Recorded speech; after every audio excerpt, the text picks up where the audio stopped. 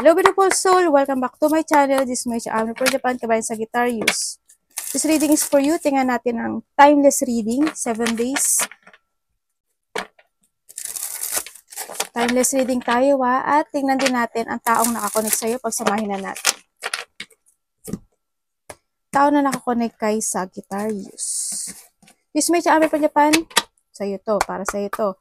Tao na nakakonect, maraming ibig sabihin, kapatid, anak, magulang, karelasyon. Ano ang nararamdaman mo kay Sagittarius?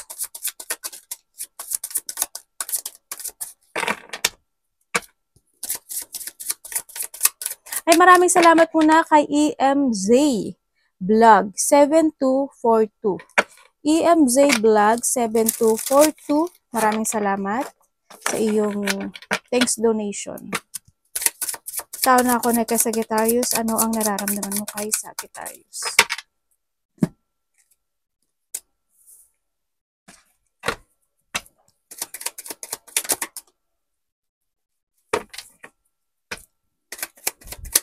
Anong ibig mong sabihin?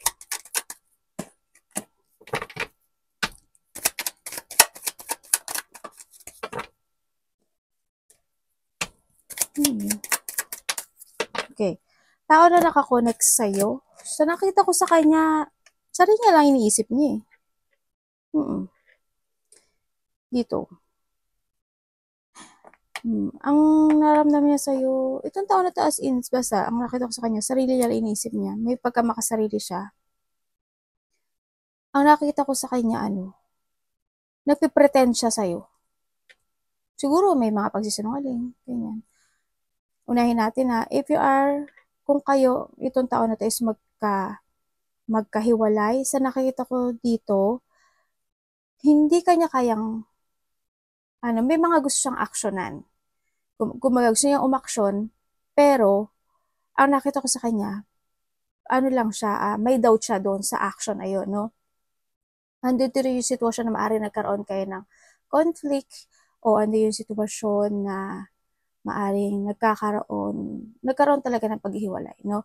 Pero, this person is still hold kanya, no? Or vice versa tayo. Hindi kanya sa ngayon pa na mapakawalan, kumbaga. Andun pa rin yung tao na to na maaring iniisip ka pa niya gabi-gabi.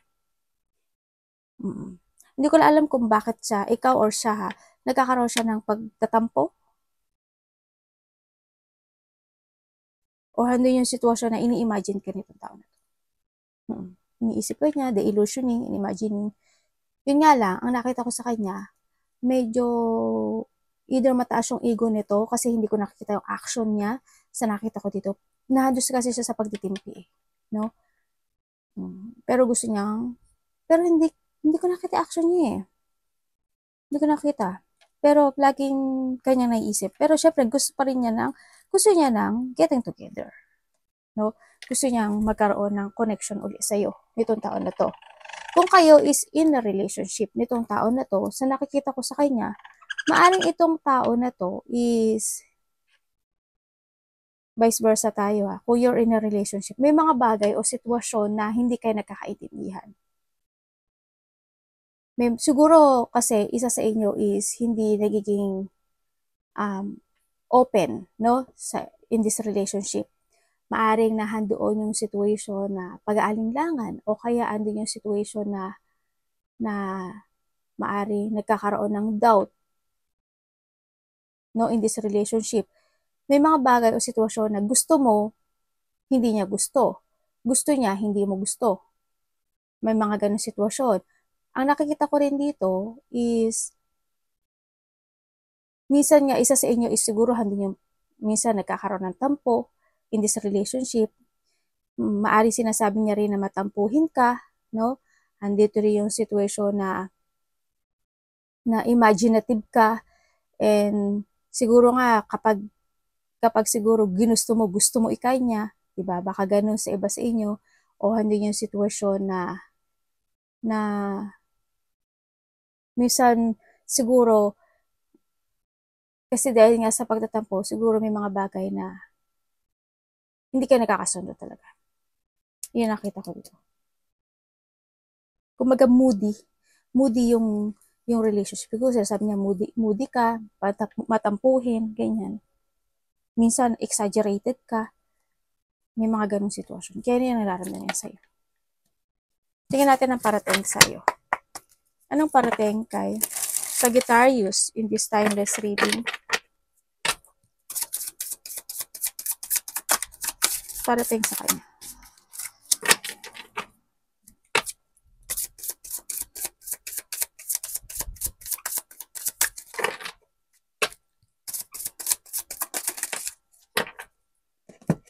Pero alam mo, yung sa iba sa inyo, ang nakikita ko dito, ang sinasabi mo, hindi ko alam kung vice versa, no? May pangliling lang kasi. Dito, minsan nagiging hindi makatotohanan eh, no? Halimbawa, may ginawa siya sa'yo. Siguro, ay sorry, parang hindi totoo, parang hindi bukal sa puso niya, ganyan. May pagpapanggap at may pagpretend, panggap o pretend, isa lang yun. May mga sitwasyon kasi na nagkakaroon ng nililing lang ka o you thinking na nililing lang kanya. Diba? May mga ganong sitwasyon. Mahaling siguro may nililihim ka sa akin, may mga ganong sitwasyon ako nakita. Parating sa'yo is the Nine of Pentacles.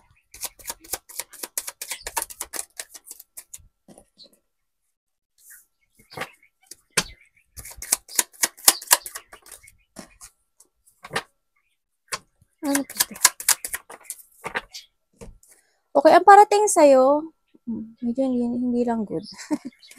Okay, ang parating sa'yo, Sagittarius. Ang nakikita ko dito, may mga bagay o sitwasyon na maaring matagal mo nang inaasam o matagal mo nang gustong maganap o mangyari.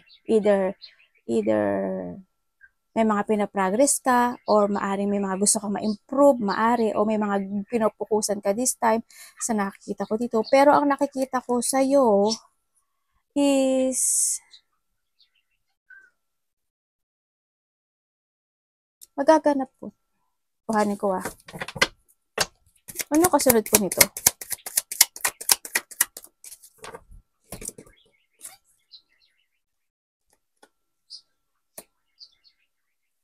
Ano po yan?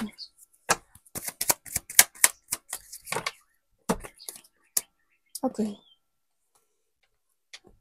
Okay, ang nakikita ko sa'yo dito, kung may mga bagay na matagal mo nang inaasam o may mga binibigyan ka ng effort, pinufukusan, and you want to develop yung bagay na yon, pero nahando yung nalalack of direction ka, na parang hindi ko nakikita na nagkakaroon ng development sa bagay na yon.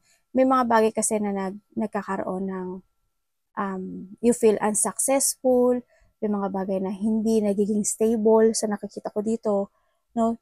Siguro within a month, siguro by this week or by the next month, ang nakikita ko dito, maaring maganap ito. Yung may parating sa'yo. May mga unsuccessful situation na magsasuccess. May mga na-cancel na maaring matupad na.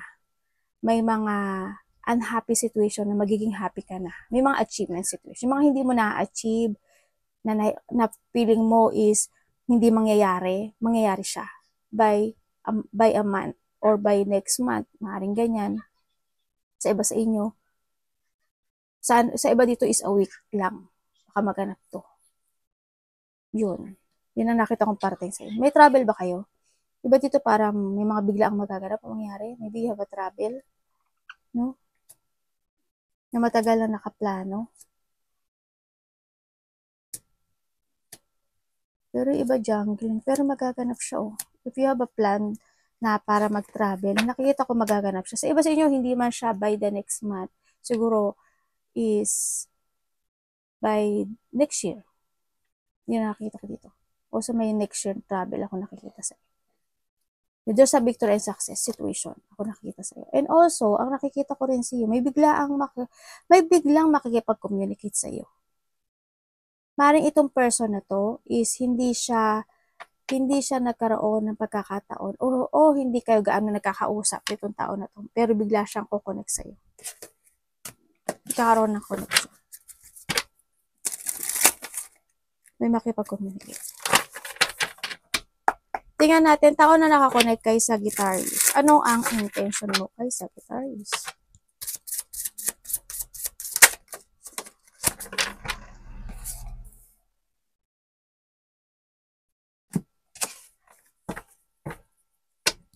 Tao na nakakonect kay Sagittarius, tandaan nyo palaging maaring ito is a vice versa.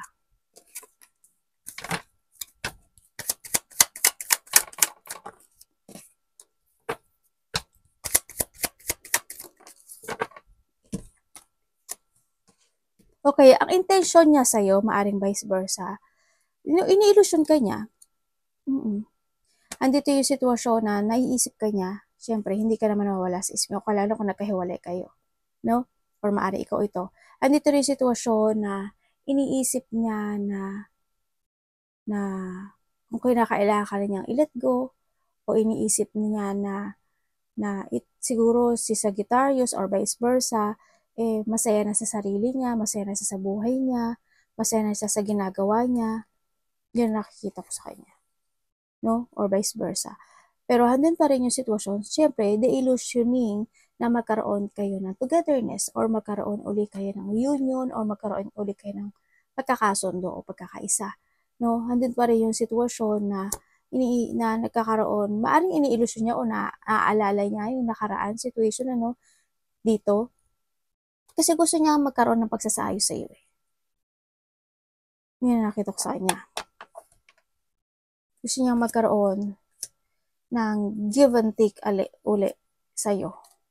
Kumbaga, gusto niya ng renewal. Hindi siya gusto kanya kausapin actually. Ngayon.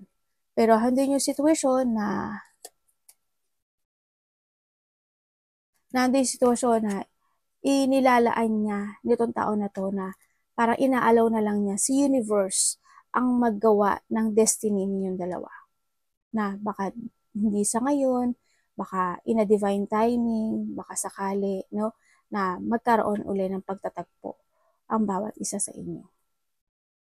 If you are in a relationship, ang nakikita ko dito, maaring isa sa inyo is, yung isa kasi parang easy lang no. Yung isa parang easy lang. Yung isa naman palaisip, either palaisip siya or kulang siya sa tulog o kaya naman is night shift siya, maari din no. Andun yung sitwasyon na focus ang isa dito sa kanyang trabaho, sa kanyang mga ginagawa. Pero isa sa inyo is ayaw ng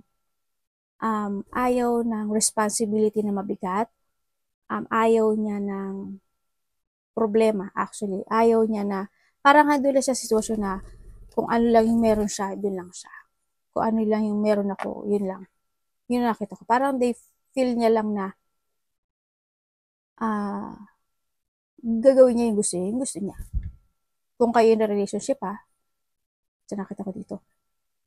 Isa sa inyo talagang focus talaga sa work, sa relationship. Isa is hindi siya totally gusto niya hindi niya gusto ng mabigat na responsibilidad. Hindi sa relationship, sa buhay.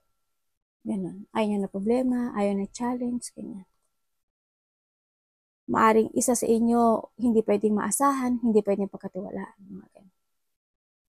Kung kayo isa single, pero nakikita ko naman yung partnership nyo dito. Nakikita ko naman yung bonding nyo. Yun nga lang, siguro, easy lang yung isa sa inyo. Pero isa is focus sa mga bagay-bagay. Diba? Para sa pamilya, para sa relationship, para sa trabaho, para sa stability. Ganun. Kung kayo is single, ang nakikita ko dito is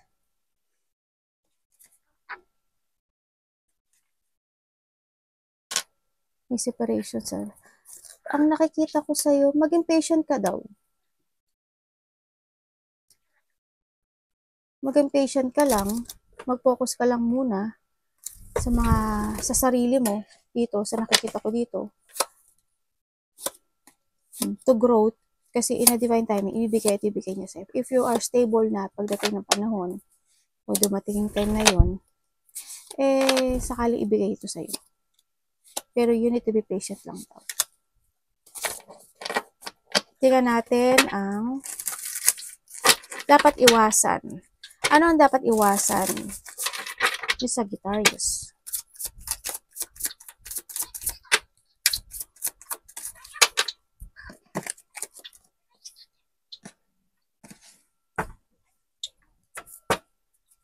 Ano ang dapat iwasan niya?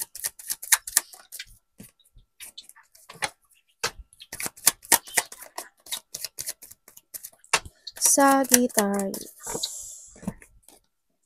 Okay, thank you. Okay, iwasan mo daw, Sagittarius, iwasan mo daw yung hindi mo bigyan ng oras yung sarili mo. Tulad nga ng sabi ko sa'yo dito, di ba? Kung may mga bagay o sitwasyon na nakakapagpa-down sa'yo, nakakapagpa-loss of energy sa'yo, bumawi ka. Kung kailangan mo mag-rest ka, kailangan mo mag-recharge ka, magbigay ka ng oras sa sarili mo, mag-relax ka, kailangan mo magpaganda, magpamassage ka, kailangan mo ngayon is a mental peace, lalo na kukulang ka sa tulog, diba? O kaya, if you are night shift, ganyan, iwasan mo yung hindi ka magtrust sa intuition mo. Iwasan mo rin na mag-guilty o ma-hate yung sarili mo kung may mga bagay o sitwasyon na hindi nagaganap o hindi nagsasucess into your life. Iwasan mo na if there's a disappointment situation happen sa buhay mo, siguro it's time to change, ganyan. And you need to escape or release or ilaya mo yung sarili mo sa mga bagay o sitwasyon na ikaka-frustrate mo, sa mga bagay o sitwasyon na ikaka-trap mo, ikaka-stuck mo, o mga bagay o sitwasyon na ikaka-stress mo, ikaka-burnout mo. Yun. Umiwas ka doon sa mga bagay na yun. I-release mo yung sarili mo doon. Tandaan mo, the choices is always available sa'yo. Tatandaan mo palagi yun, no? Dito si angels mo. Ikaw at ikaw ang makapagdidesisyon para maging maganda yung buhay mo o yung sarili mo. Syempre mag-focus ka sa sarili mo, di ba? May mga bagay o sitwasyon na kailangan mo i-let go, ayusin, desisyonan. Yun ang nakikita ko sa iyo dito. Yun yung mga dapat mo iwasan. Tingnan natin, Sagittarius, ano ang nararamdaman mo sa taong nakakulit sa iyo?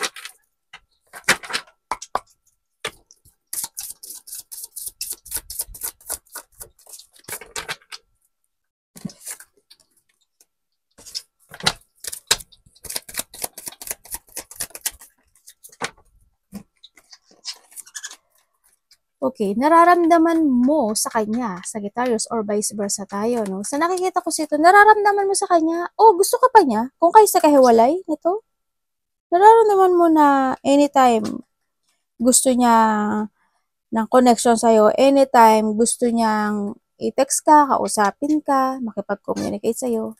Yan ang nakita ko. Nararamdaman mo sa kanya is gusto mo rin eh. Ang nakita ko ito, parang handun ka sitwasyon na gusto mo ng okay. Parang naghihintay ka rin. Kasi naalala mo siya eh. Or vice versa tayo Handun pa rin yung yung situation na naaalala mo itong tao na to. Oo, naalala mo yung nahata ka pa ng connection na to, no? Maaring gusto mo pa rin magkaroon ng pagsasaayos, pero handun pa rin yung sitwasyon na nagkakaroon ka ng jangling o handun yung sitwasyon na may mga inuuna-una kang mga bagay-bagay than this relationship sa nakikita ko dito. Maaring naaalala mo rin yung mga panahon na niloko ka niya, pinaya ka niya, binitray ka niya, naging sneaky sa sayo, no, sa nakikita ko dito. At maaring naaalala mo din yung the time na bumabalik siya sa'yo or vice versa or ikaw ang bumabalik sa kanya. Yun ang nakikita ko dito. Kumbaga, ang nakikita ko kasi dito, ang naaalala mo siguro is a painful situation, no, dito sa bagay na to.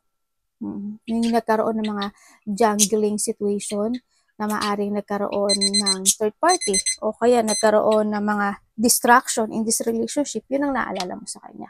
Ang nakita ko rin dito, kung titingnan ko kung ano nararamdaman mo sa kanya,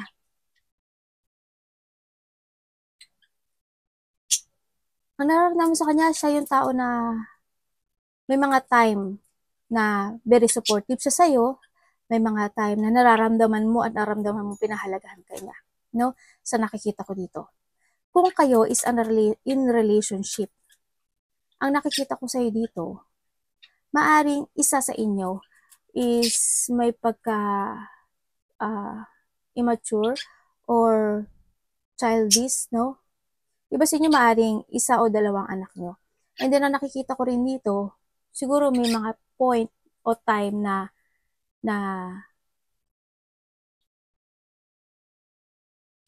parang nakikita ko sa kanya, siguro minsan nararamdaman mo yung halaga mo sa kanya, minsan hindi.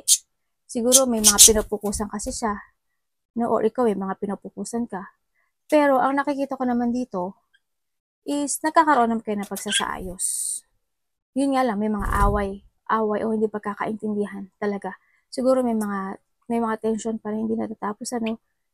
Yun na nakita ko. Siguro isa sa inyo is palagi nagsasorry, palaging sana hindi nabobola, no? Sana hindi naman nabobola. Hope naman hindi nabobola. If you are in a relationship, ganun na nakikita ko. Siguro handun pa rin yung pagpapatawaran in this relationship. So nakikita ko dito. May minsan lang, may mga hindi pagkakasunduan o may mga conflict o may mga unexpected siguro na nangyayari in this relationship. Siguro biglang nag-aaway, minsan isa sa inyo biglang nagsisinungaling, diba? Yun na nakita ko. Kung kayo is single, maaaring naalala nyo pa yung nakaraan eh. O kaya hindi yung sitwasyon na if you are single is mas more on focus ka ngayon sa business mo, sa trabaho mo, sa mga project mo, sa stability mo, sa pera mo. Yun nakita ko dito. Sa mga creativity mo. Yan, dun ka focus. Any opportunity pa ni Sagittarius. Pero ang nakikita ko sa'yo, iba sa inyo, focus ka man doon, pero maaring nakahata ka pa rin na nakaraan. Kasi may mga tension na hindi natapos. Ano pa ang opportunity parating kay Sagittarius? Kasi nandito ka sa point, or vice versa tayo nandito ka kasi sa point na gusto mo uli ng renewal eh. Yun na nakikita ko sa'yo. Any opportunity pa kay Sagittarius?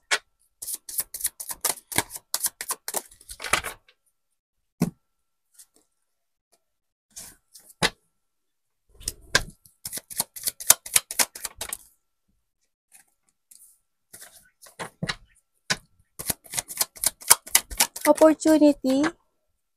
Ang nakikita ko sa'yo is ano ito, universe?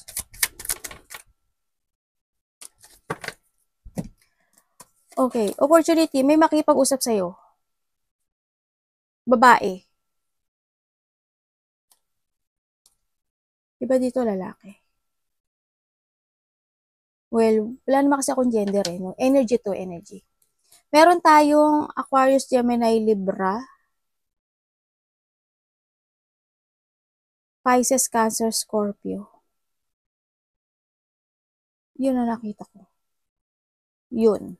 Maaring may makipag-usap sa'yo. Doon sa nabanggit ko, maaring gano'n. Ang nakikita ko dito. And then also,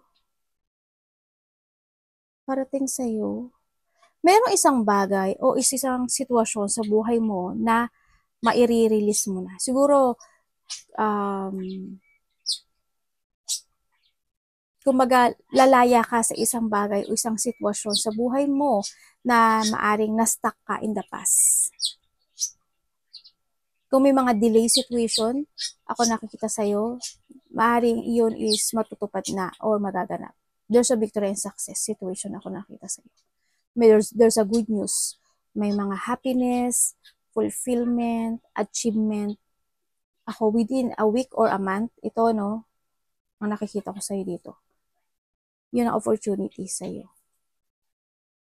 Kumbaga, maaring maire-release mo na yung pagiging emotional mo o iba kasi sa inyo may pagka-sensitive, no? Maaring yung mga lungkot na naganap in the past, gano'n.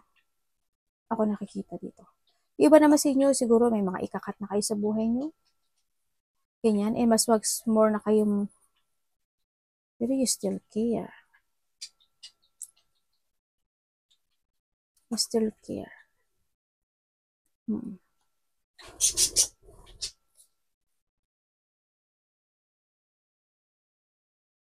Iba dito ang parating, ang iba dito opportunity kasi nandito yung bagay o sitwasyon na sana hindi kayo lahat, no? Sana hindi kayo lahat. If there's a lack of direction situation in the past, ngayon is magiging tama yung direction mo. Kung may mga ifo-forso ka na maaring there's a new project or mayroong mga creativity, may mga sitwasyon na you have an idea, yan. Merong ano dito, achievement eh. Magkakaroon ka ng achievement. Mangyayari daw siya. May na-confine ba? Para may nakita kong nagpapadoktor, hospital, na-confine. Yun nakikita ko. Siguro, kasi more on babae yun na dito. Siguro, ikaw o kapatid mo, ganyan. Maaring may sakit siya sa puso, sa bandang dibdib, yun na nakikita ko sa kanya. Or maaring iba, may lalaki kasi ako dito. Diba? Maaring afford to family. Sa iba sa inyo. Kamusta ang money ni Sagittarius?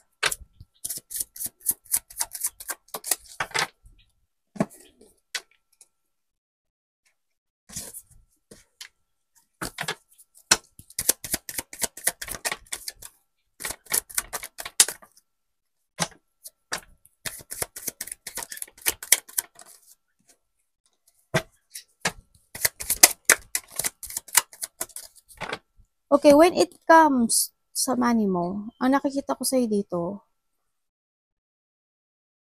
oo, nag-struggle ka sa money mo, sobra. Pero still nag-focus ka para magkaroon ng pagsasaayos sa money mo. No? Ang nakikita ko sa'yo dito, siguro, meron kang didesisyonan. May isang bagay na pagdidesisyon, ako na nakikita sa'yo. Maaaring may mag-aalok sa'yo. Meron ka isang bagay o isang layunin sa buhay mo na gagawin mo. Naaring pagkakagastusan mo to.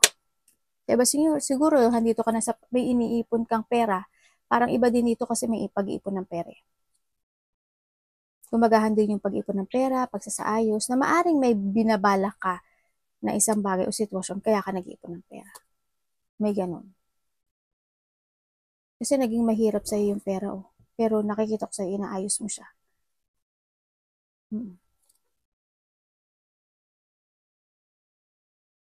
Magkakaroon ng unti-unting transformation sa pera mo. Ano pong ano ito, universe?